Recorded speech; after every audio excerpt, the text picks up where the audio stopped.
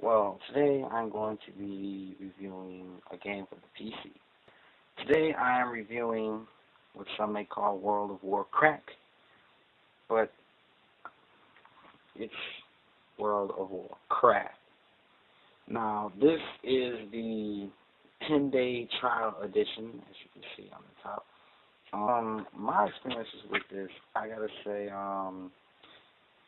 gameplay-wise, the customization is endless because where on most RPGs or MMORPGs, your person may have on chest armor, pants, boots, gloves, a hat, and call it a day. On here, you get gloves, you get wristbands, you get a belt, gloves, chest armor, a shirt, a thing you can put over your shirt with if you create a guild or whatever, you can get your symbol put on it.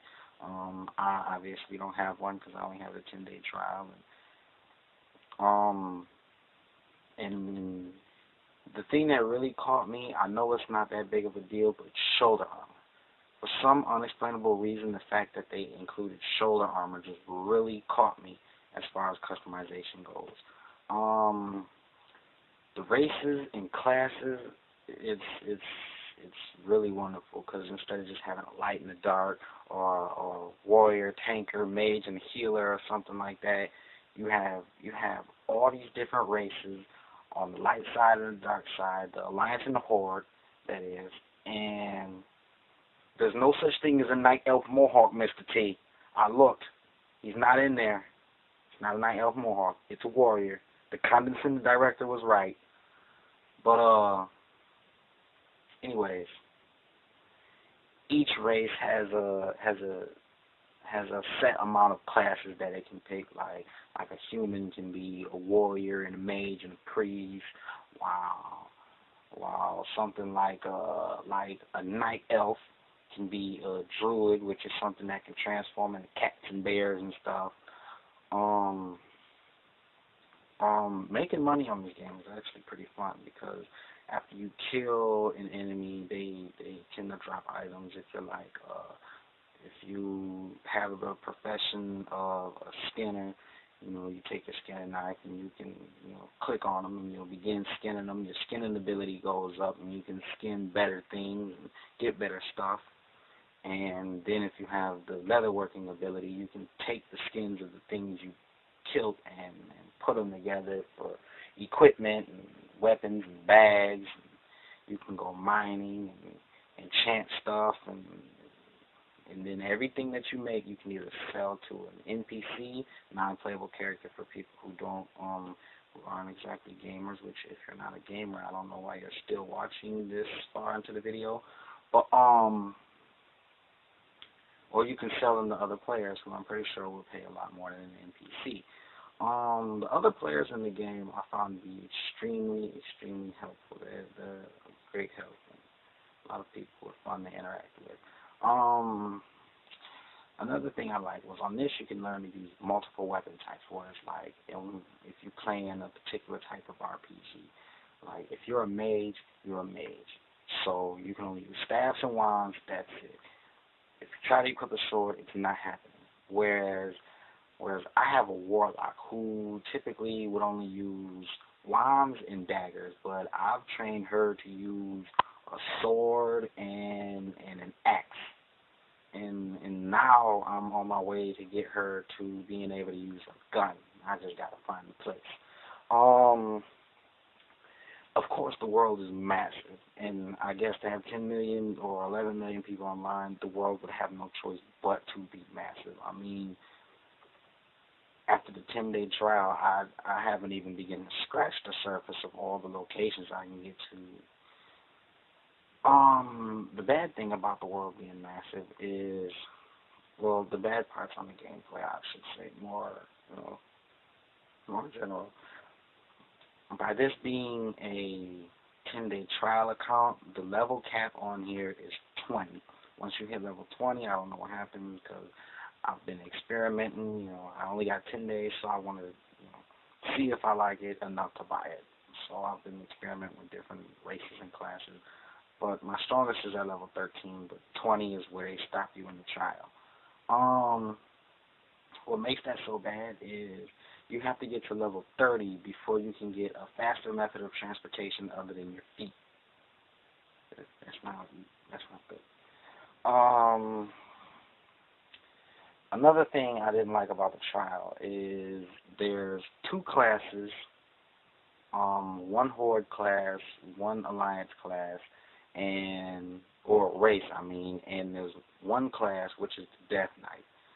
And those three cannot be used, which I felt kind of sucked, which I don't blame them, because it's a trial account, and you can't give a person everything. You gotta leave them wanting more, So that's understandable. And besides, you have to be at level 55 in order to be a Death Knight anyway. You have a limited amount of pocket space on any character in this game, and to buy more bags to increase your pocket space, the bags are beyond expensive. Like a bag with 10 extra pockets costs like 20 silver, which is pretty much, let me see, $100, 100 copper, which would be like your coins, equals 1 silver. So you need 20 silver. And a bag with more pouches costs 5 gold, and 1 gold is 100 silver, so you do the math. As far as the controls go, they're really unique, easy to master. I like the fact that I can move with either the D-pad or choose to click with the mouse, and as long as I'm holding it down, I begin walking. Now, it's a little more complicated on the laptop because you got the touchpad. But if you're on a desktop or you have a external mouse, you just click, move, and then while you're moving, you can, push enter, begin typing, and push enter again, and you can talk and move at the same time. You can fight and move at the same time. That was really unique. I liked that. I fought one person, and I have a mage, so I had to stand still and keep blasting them, otherwise my spells would stop working, while they could just jump around me and just beat the snot out of me. Of course, I won. The sound. Now, World of Warcraft is supposed to have voice chat. I could not get voice chat to work, nor could I find anyone who got voice chat to work. Another problem with the controls. If you pull up the menu with all your abilities and you go to click it to drag it into the hotkey, if you don't click and hold and you just click it, you'll accidentally cast it. Back to sound. There's no skipping music, which is a plus. It's not like the music is bad either. I didn't pay much attention, but when I did, it sounded nice.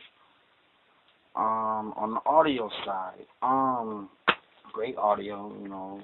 They actually had voices and whatnot. And for an online, an MMORPG, that's kind of new to me, because I've been used to playing another MMORPG called Nine Dragons. As far as the value goes, it's free. Who doesn't enjoy the value of something free?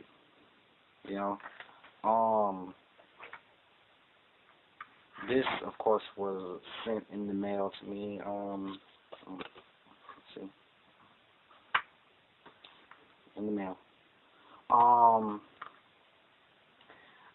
As far as recommendations go, yes, I would recommend that you try it, because since it's just a free trial edition, mine was sent to me in the mail. You can pick up a 14-day trial edition at GameStop or Game Crazy for like $2, if that, $1.50, something like that. It's cheap. Or you can always just go onto the website www.worldofwarcraft.com and download it and install the trial version onto your computer, laptop, whatever you have.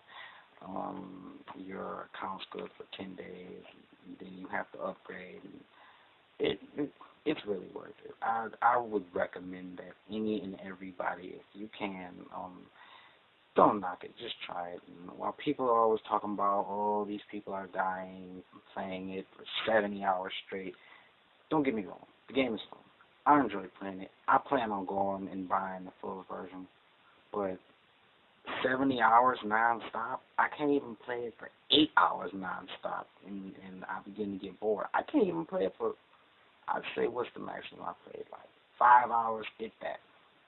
And I started getting bored. But yeah, once I come back and play, it was fun again. And they even reward you for taking breaks because you get double experience when you come back and start killing stuff. So, I mean, it's nothing to go crazy over, you know. So, in the end, I give the World of Warcraft 10-day trial edition 8.5 out of 10.